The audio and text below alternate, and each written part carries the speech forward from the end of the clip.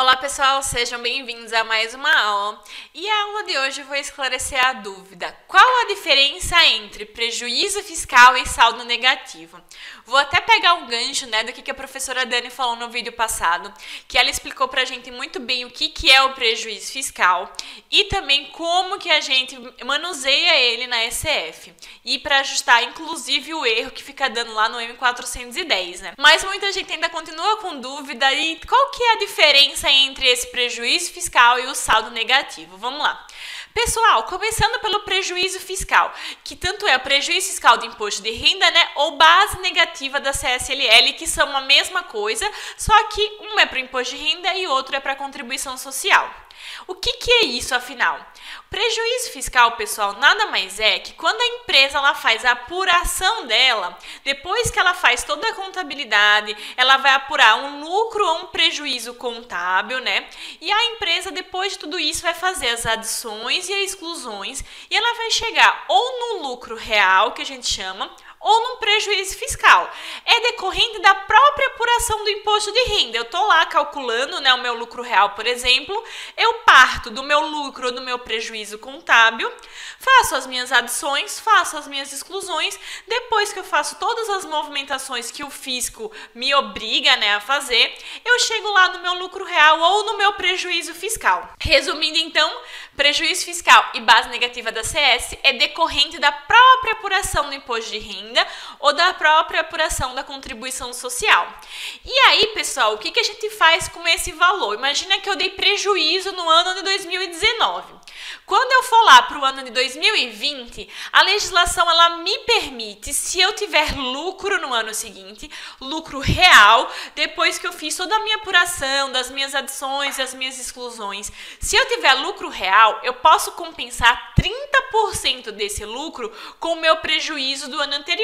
E limitado ao prejuízo do ano anterior, Porque se o meu lucro for muito grande e os 30% desse lucro for maior do que o prejuízo que eu dei no ano anterior, é limitado ao prejuízo que eu tenho. E eu trouxe até um exemplo para facilitar, para vocês visualizarem melhor. E aí, pessoal, aqui no exemplo eu trouxe 3 anos para vocês. O primeiro, que é o primeiro ano que teve a Constituição, foi o primeiro ano em que deu prejuízo fiscal, até a gente consumir esse prejuízo fiscal inteiro, para a gente ver passo a passo. Vamos lá. No ano 1, o que aconteceu? A empresa ela teve uma receita de R$10.000, um custo de 7, uma despesa de 4, no fim ela teve um prejuízo contábil de R$1.000 e aí ela foi fazer a apuração do imposto de renda dela. Partindo do prejuízo contábil de 1.000, ela teve uma adição de multa de R$800, uma exclusão referente à equivalência patrimonial de R$5.000. No fim, pessoal, somando o prejuízo contábil que ela já teve, com a adição da multa, com a exclusão da equivalência patrimonial, ela teve um prejuízo fiscal de R$5.200. O que ela fez? Não existe compensação de prejuízo, Porque a gente só compensa o prejuízo no ano que deu lucro.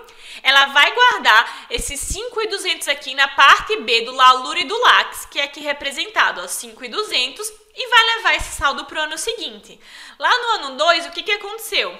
Ela partiu de uma receita de R$25.000, teve um custo de 8.000, uma despesa de 4.000 e ela chegou, pessoal, nesse ano ela deu lucro contábil, ela deu lucro de R$13.000. Na apuração do imposto de renda dela, o que aconteceu? Os mesmas adições de R$800 de multa, teve uma nova multa esse ano, Ela também excluiu a equivalência patrimonial de R$5.000. E no fim, pessoal, deu um lucro real de 8.800, diferente do ano 1, que deu um prejuízo fiscal de 5.200.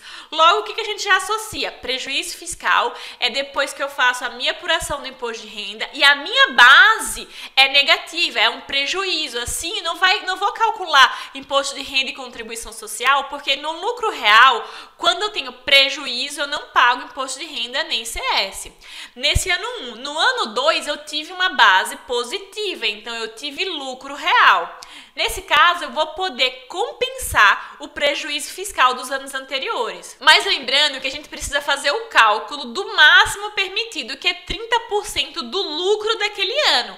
Então aqui, quanto que dá 30% de 8.800? Dá 2.640. Então, eu não usei os 5.200 inteiro, eu usei só 30% do meu lucro do ano. Então, a minha base do lucro real vai ser esse 8.800 menos 2.640, que é a compensação. Então, vai ser, ó, 6.160.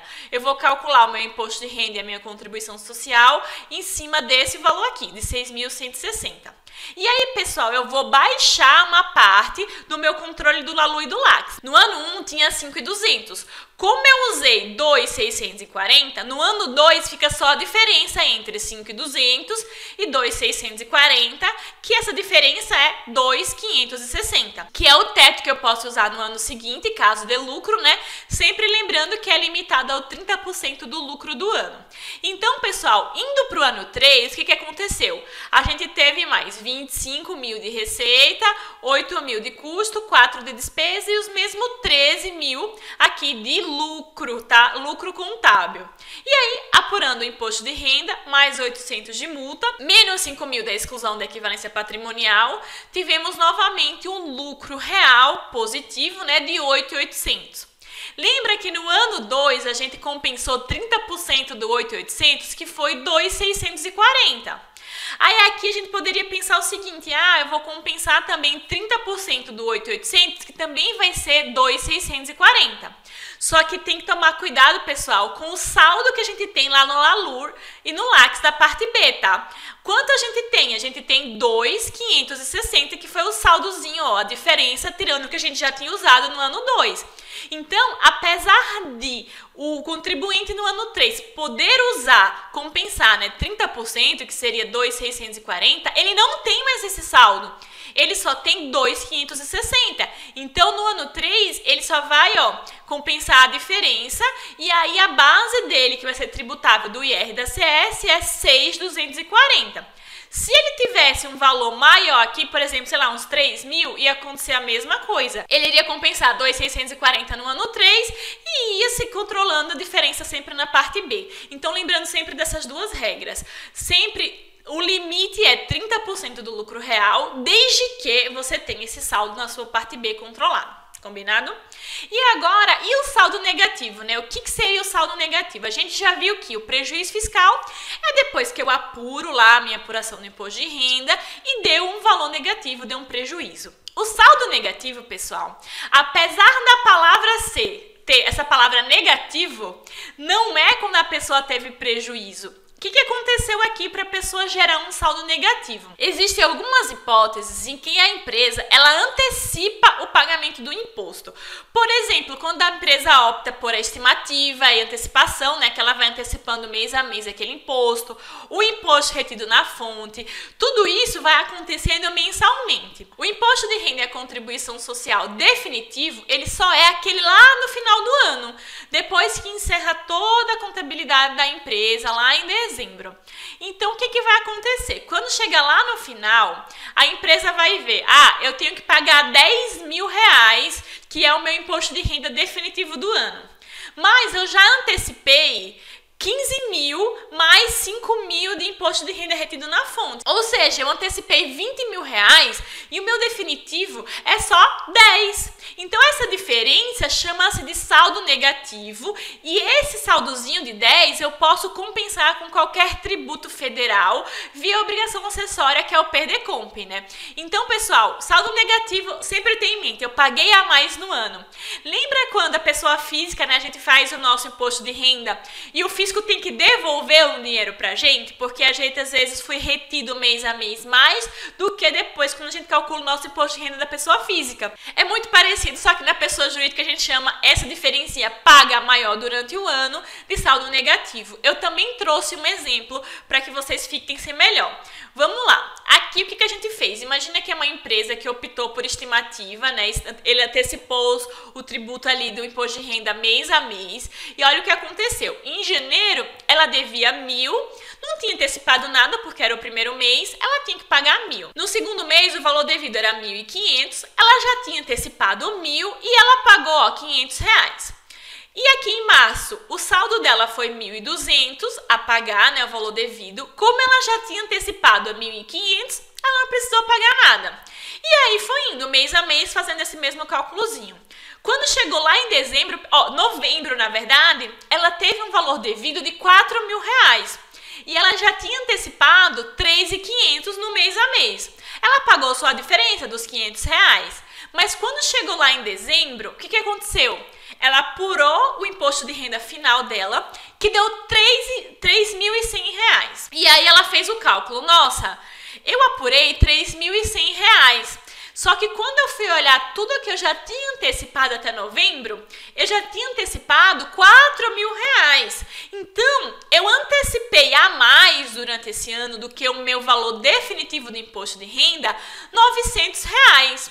Além disso, eu também tive um imposto de renda retido na fonte de R$1.500 que eu não usei nas antecipações do mês. Lembrando que esse imposto de renda retido na fonte aqui, pessoal, que vai somar para o saldo negativo, é só aquele que a empresa não usou nas antecipações, meio que o que ficou sobrando, tá?